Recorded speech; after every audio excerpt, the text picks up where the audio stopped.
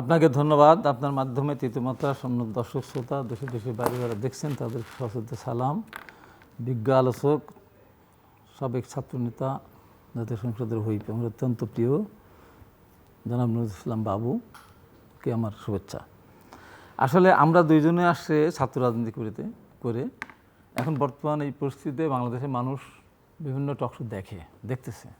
তা আমাদের আলোচনাটা এইভাবেই আমরা করতে চাই যেটা মানুষ মনে করে যে না আমরা একটা অর্থবহ আলোচনা করলাম। নজরুল ইসলাম বাবু সর্বশেষ যে কথাটা বলেছেন যে সংস্কার প্রয়োজন আছে, এটা এক ছাত্র রাজনীতি করে আসছেন বলেই কিন্তু এই কথাটা বলছেন, অন্য কেউ হলে বলতে দরকার নেই। এটা আলোচনাটা মানুষ আমাদের শুনবে, দেখবে, এটা মনে করে। সেটা হলো এই যে আমরা একটা জিনিস দেখে যে কখনো ছাত্ররা যদি কোনো দাবি নিয়ে আন্দোলনের রাস্তায় নামে, সে দাবি কিন্তু তারা আদায় করেই ছাড়ে। নৈতিক দাবি নিয়েই নামে, নৈতিকতার বাইরে তো যায় না। ভাষা আন্দোলন থেকে শুরু করে সব কিছু আপনি যদি দেখেন একটার পর একটা, ছাত্ররা কিন্তু শুরু করে। এটা হলো সরাসরি তাদের ব্যাপার। এখানে এই যে বর্তমান যে সিচুয়েশনটা ক্রিয়েট হয়েছে, এই সিচুয়েশনটা হওয়ার কথা না। কারণ ছাত্ররা যখন এর আগে আন্দোলন করেছে, কোটা সংস্কার আন্দোলন করেছিল, তারা কিন্তু কোটা বাতিলের আন্দোলন করেননি। এই জিনিসটা বুঝতে হবে। তারা সিচুয়েশন, তারাও বোঝে হ্যাঁ কোটা সংস্কার করা উচিত, কোটা প্রথা থাকা উচিত। যে কারণে তারা কোটা সংস্কার আন্দোলন নামে তারা যে আন্দোলনটা শুরু করেছিলেন। সরকার এখানে যেভাবেই হোক, রাগে হোক বা জিদ্দেরে হোক, অথবা মেয়েরা ওই আন্দোলনে অংশগ্রহণ করেছিল সেটা ভেবেই হোক, হঠাৎ করে জাতীয় সংসদে কোটা প্রথায় বাতিল করে দিলেন, টোটালটা বাতিল করে দিলেন। কিন্তু আন্দোলনকারীরা কিন্তু কোটা বাতিল চান নাই, সংস্কার চেয়েছিলেন, বাতিল হয়ে গেল। স্বাভাবিকভাবে একটা জিনিসটা গ্যাপ হয়ে গেল।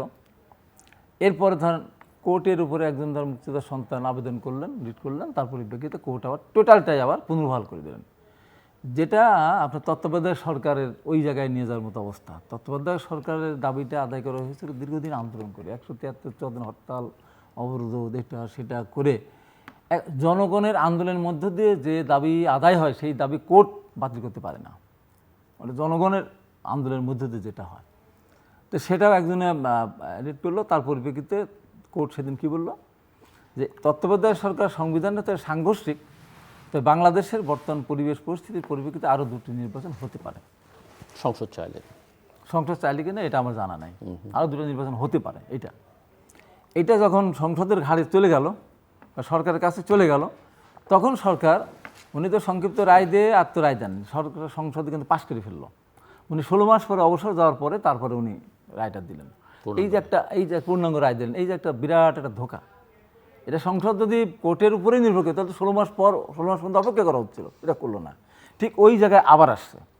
এখন কোর্ট যেটা করেছেন যে কোর্ট কি বললেন আবার বৃহস্পতিবার দিন বললেন কি যে সরকার ইচ্ছা করলে এখানে কিছু পরিবর্ধন এগুলি সংস্কার করতে পারেন। চাপাই দিল, ঘাড়ি দিল কোথায়? সরকারের উপর যখন চলে যাবে, সরকার যেমন করে কোটা সংস্কার কি তত্ত্বাবধায়ক সরকারের বিধান বাতিল করে দিয়েছে, এই ঘটনাটা তাই ঘটতে যাবে।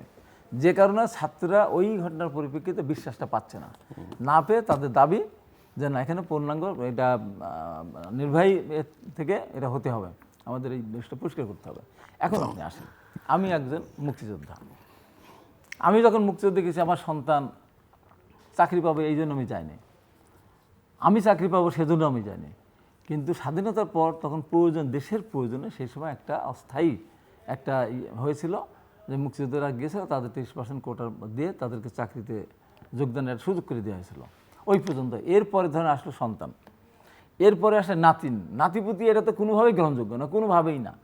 মুক্তিযোদ্ধাদের সম্মান দিচ্ছে সরকার, বিষয়টাকে সরকার দিচ্ছে, মারা গেলে সেখানে তাদেরকে গাড়ামোনা দিচ্ছে, আরও অন্যান্য সুযোগ সুবিধা, চিকিৎসা, অন্যান্য সুবিধা সবই আছে। নাতিদের পর্যন্ত যদি নাতনিদের প্রতি যদি চলে যায়, তাহলে এটা বড় ধরনের একটা দেশে ধরেন আমরা সেই সময় যারা দেশের ভিতরে বিদেশ ইন্ডিয়াতে আমরা ট্রেনিং দিয়েছিলাম, দেশে ট্রেনিং দিয়েছি, সব মিলে 2 লক্ষ হবে। এখন মুক্তিযোদ্ধার সঙ্গে কিন্তু 2.5 লক্ষ হয়ে গেছে। এই যে ফলস যারা 60-65 হাজার মুক্তিযোদ্ধা, ফলস মুক্তিযোদ্ধা যারা মানে যুদ্ধের কাছেই যায় না, এই যে এরা মাসে মাসে 20,000 করে টাকা নিয়ে যাচ্ছে এবং তাদের করে যদি আপনার এই যে 30% কোটা, আপনি যদি আমি যুক্তি দেও বলে 2 লক্ষ মুক্তিযোদ্ধা আমি ধরলাম, কিন্তু ফলস মুক্তিযোদ্ধা গেছে, জেনুইন মুক্তিযোদ্ধা অনেকে বাদ আছে, তারা সার্টিফিকেট নেয়নি। তো 2 লক্ষের জন্য 30% কোটা, আর সেই সময় মানুষ ছিল 7.5 লক্ষ, 7.5 কোটি, 7.5 কোটির জন্য 44% কোটা, এটা কোনোভাবেই গ্রহণযোগ্য না। 2 লক্ষের জন্য 30% আর 7.5 কোটির জন্য 44% এটা হতে পারে না। তারপরে একটা সময় ছিল সেটা। এখন আপনি আসেন, সেই সময় দরকার ছিল, কিছু কিছু জেলা ছিল, উত্তরাঞ্চল বিভিন্ন জেলা তখন পিছিয়ে পড়া, দৃষ্টি কোটা ছিল, পিছিয়ে পড়া, মেয়েদের ক্ষেত্রে 10% কোটা ছিল। এই সব মিলিয়ে পার্বত্য চট্টগ্রাম ওই সমস্ত নৃগোষ্ঠীর জন্য 5% আর 1% প্রতিবন্ধী। এখন যে সময়টা আসছে, এখন আমার প্রথম কথা, নাতিপুতিদের কোটা থাকার কোনো প্রশ্ন ওঠে না। যদি কোনো মুক্তিযোদ্ধার সন্তান চাকরি করার মতো অবস্থায় আসে, তাহলে সেখানে 5% রাখলে পারে কোটা পূরণ করা সম্ভব না। কারণ হলো, প্রমাণ হলো এই যে 30% কোটা কোনোদিনও পূরণ হয়নি, যেটা পূরণ হয়ই না। 8%, 8.5%-এর বেশি কোনোদিনও হয় না। তো যেটা পূরণই হয় না, সেটা কেন আমি রাখবো? যুক্তি প্রথমে এটা। আর মেয়েরাও এখন হাজার হাজার মেয়ে কিন্তু মিছিলে নেমেছে, তারাও বলছে যে না, আমরা মেধা দিয়ে আমরা ওই জায়গায় যেতে চাই। তো সেখানে মেয়েদের ক্ষেত্রে হয়তো 10% আছেন, 5% করা যেতে পারে, বা আরও কম করা যেতে পারে। এবং পার্বত্য চট্টগ্রাম সব মিলিয়ে সেখানে 5%, সেখানে হয়তো আর 3%। তার মেধায় দিত এখানে। এটা তো প্রথম এবং দ্বিতীয় শ্রেণীর যে চাকরিটা, এখানে সবাইকে যেতে হবে কেন? এখানে সবাইকে, যারা মেধা দিয়ে তার দেশটা তার যেহেতু পরিচালনা করবে, সেহেতু এই ক্ষেত্রে সরকারের কম্প্রোমাইজ করা উচিত না। কোটা সংস্কার করেন, হয়তো 10%, 15%-এর ভিতরে আপনি নিয়ে আসেন। বাতিল করতে আমি বলতেছি না, মুক্তিযোদ্ধাদেরকে আমি ছোটও করবো না, আমি নিজেও যেহেতু একটা মুক্তিযোদ্ধা, আমি ছোটো করবো না। কিন্তু কথা হলো, আজকে 30% রেখে এই যে অযাচিতভাবে দেশের ভিতরে একটা সংকট সৃষ্টি করা হলো, এটা একটা সংকট। এখানে আবার দেখেন, বিগত 2 দিন ধরে আপনার এখানে স্বরাষ্ট্রমন্ত্রী, আপনার আইনমন্ত্রী, আপনার কী বলে সড়ক পরিবহন মন্ত্রী এবং মেট্রোপলিটন কমিশনার যে ভাষায় কথা বলতেছে, এটা ভাষা? এটা স্বাধীন বাংলাদেশের ভাষা হতে পারে? আনিসুল্লাহ সাহেব আইনমন্ত্রী বলেছেন এরা 75-এর খুনি এবং এরা জামাত শিবির। ওনাকে প্রকাশ্যে এই দেশের ছাত্র সমাজকে ক্ষমা চাইতে হবে, ক্ষমা চাইতেই হবে একদিন। এই হাজার হাজার লাখ লাখ সব কিছু জামাত শিবির, তাহলে আওয়ামী লীগ থাকে কোথায়? তাহলে আওয়ামী লীগের দল থাকে কোথায়? এই যে কথা বললো এই জন্য, এবং ওবায়দুল কাদের ভাই কথা, উনি একজন পলিটিশিয়ান, ছাত্র রাজনীতি করে আসছেন। আমরা আন্দোলন করতে যেতে আমরা টাকে চলা পিষ্ট হয়েছে, মায়ের খেয়েছে, হাসপাতালে গেছি, জেলে গেছি, কত ঘটনা। এখন উনি বলে ফেললাম যে এটা জামাত শিবির, এরা বলে ফেললেন এটা স্বাধীনতার 75-15 খুনি। তো এই যে মন্ত্রের লাগামহীন, হ্যাঁ, এটা বলার আমি মানতে পারতাম, আমি মেনে নিতাম। তারপরেও যদি তারা জনগণের ভোটে নির্বাচিত হতো, স্বাধীনতার এইটা কী বলে, স্বাধীনতার চেতনা, স্বাধীনতার চেতনাকে ছিল ভোট ছাড়া, স্বাধীনতার চেতনা গেলে একতরফা নির্বাচন, স্বাধীনতার চেতনা ছিল এক দল নির্বাচন করবে, স্বাধীনতার চেতনা ছিল একটা দল নমিনেশন দেবে, তার বাইরে ইলেকশন করবে, তার বাইরে আবার স্বতন্ত্র ক্যান্ডিডেটকে নির্বাচন করতে দিতে বলা হবে। এটা স্বাধীনতার চেতনা না। গণতন্ত্র টোটালি গণতন্ত্র অনুপস্থিত। তো সেই মুহূর্তে ছাত্ররা, এই দায়িত্ব ছাত্রদের না। আজকে যদি এর পরিপ্রেক্ষিতে এই ছাত্ররা তো গণতন্ত্র বা অন্য ইস্যু নিয়ে কিন্তু তারা অনেক ইস্যু করতেছে বলছে না, তারা তো শুধু বলতেছে তাদের কোটা সংস্কার করতে। এইটা তাদের এই হুমকি দেওয়ার কারণটা কি? তাদের এই হুমকি দিয়ে সরকারের জন্য এটা কত বড় বিপজ্জনক ঘটনা ঘটবে। আমার যে প্রশ্নটা ছিল যে রাজনীতিটা অনুপস্থিত, ধরেন এই ধরনের আন্দোলন, এই যে শিক্ষকরা সকল বিশ্ববিদ্যালয় অচল করে দিলেন, কিন্তু যখন একটু আশ্বাস পেলেন তারা কিন্তু তাদের কাজে ফেরত যাচ্ছে। এই কোটার একটু আশ্বাস পেলে তাদেরকে আপনি তো, তারা তো বলছেই, আমিও বলছি যে আপনিও বলছেন, কিন্তু আমি, এবং দেখেন এই শিক্ষকদের যে ঘটনাটা, এই ঘটনাটা কেন সৃষ্টি করা হলো বলেন তো আপনি? এই প্রত্যয় স্কিমের নামে যেটা করলো সরকারি কর্মকর্তাদের বাদ দিয়ে ছাত্র বিশ্ববিদ্যালয়গুলিকে নিয়ে, কেন? কারণটা কি? তাহলে এতদিন পরে বসলো কেন আজকে? এই বাংলাদেশে আপনি কোনোদিন দেখাতে পারবেন না, পাকিস্তানেও দেখাতে পারবেন না, একই সাথে শিক্ষকেরা রাস্তায়, ক্লাস বর্জন, অফিস বর্জন, অফিসাররা, একই সাথে ছাত্ররা রাস্তায়। আসে কোথাও? পৃথিবীর কোথাও হয়েছে? বাংলাদেশের কোথাও হয়েছে? সরকারের ভুল পলিসির কারণে আজকে এই শিক্ষকরা জিনাত হুদাকে আমি দেখেছি, ও তো মাজিদুল হক চাঁদের, ওয়াহিদুজ্জামান চাঁদ ভাইস চ্যান্সেলর, তার ওয়াইফ, সে শিক্ষক সমিতির ফেডারেশন সেক্রেটারি। সে যেভাবে আন্দোলনটা করতেছে, সে তো আওয়ামী লীগের পক্ষের লোক। কেন করতেছে সে?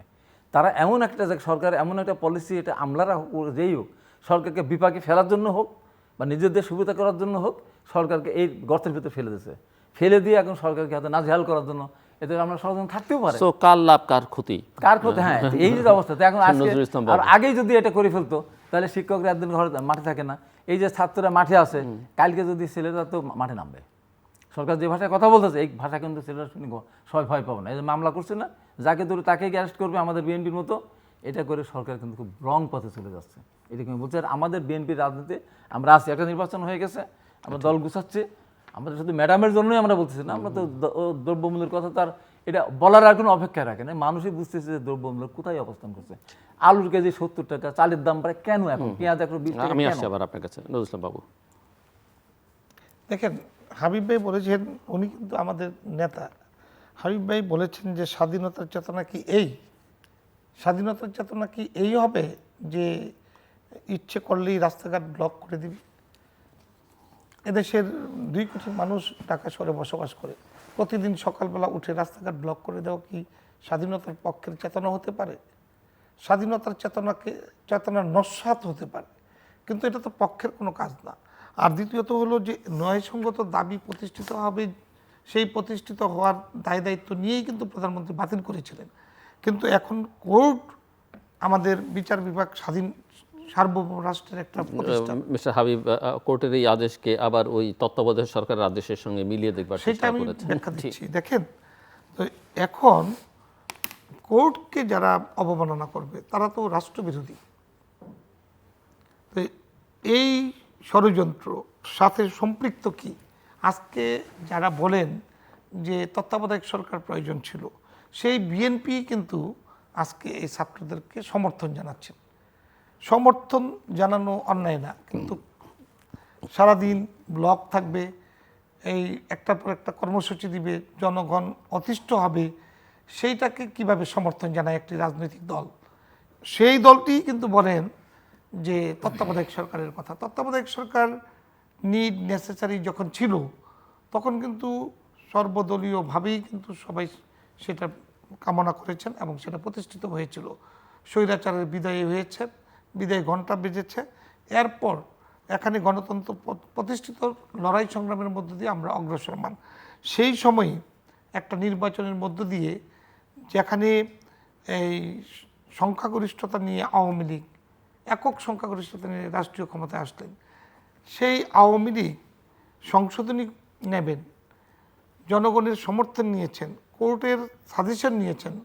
কোর্ট তখন বলে দিয়েছেন বিচার বিভাগ যে প্রয়োজন নেই, আর যদি 2টি নির্বাচন করতে চান তত্ত্বাবধায়ক সরকারের মাধ্যমে, তাহলে সংসদের এটা পেশ করার পর সংসদ যদি মনে করেন।